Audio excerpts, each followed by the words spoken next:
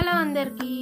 ఇంట్లో కూరగాయలు ఏమీ లేనప్పుడు ఏదైనా టేస్టీగా తినాలని అనిపించినప్పుడు ఇది ఒకసారి ట్రై చేయండి. చాలా సింపుల్గా అయిపోయింది. వంట రాని వాళ్ళు కూడా వండేయచ్చు.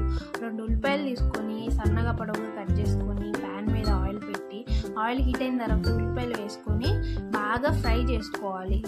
ఉల్లిపాయలు బాగా ఫ్రై అవ్వాలంటే కొంచెం సాల్ట్, అల్లం వెల్లుల్లి పేస్ట్ వేసుకొని పచ్చి వాసన పోయేదాకా బాగా ఫ్రై చేసుకోవాలి. ఉల్లిపాయలు ఎంత బాగా ఫ్రై అయితే కర్రీ అంత టేస్టీగా ఉంటుంది. సేమ్ ప్రాసెస్ ఇంకొక కర్రీ కూడా చేయొచ్చు. అది ఎగ్ బాయిల్ చేసుకొని ఎగ్ని నూనెలో బాగా వేయించి పైన అంతా క్రషీగా వచ్చేదాకా వేయించుకొని ఈ కర్రీలో కలిపేసుకొని తిప్పేసుకుంటే ఎగ్ కర్రీ కూడా రెడీ అయిపోయింది.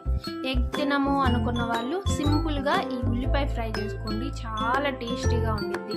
బాగా ఫ్రై అయిన తర్వాత పసుపు, కారం ప్లస్ గరం మసాలా ఇవి వేసుకొని బాగా పచ్చివాసన పోయేదాకా, ఇక్కడ కారం వేసాం కదా, కారం మాడకుండా లో ఫ్లేమ్లో పెట్టుకొని బాగా ఫ్రై చేసుకోండి. పచ్చివాసన పోయేదాకా ఫ్రై చేసుకున్న తర్వాత స్టవ్ ఆఫ్ చేసి వేడి వేడి అన్నంలో వేసుకొని తింటే ఉంటుంది, సూపర్గా ఉంటుంది. మరి ఈ వీడియో నచ్చినట్లయితే లైక్ చేసి మన ఛానల్ని సబ్స్క్రైబ్ చేసుకోండి. ఉంటాను మరి, బాయ్.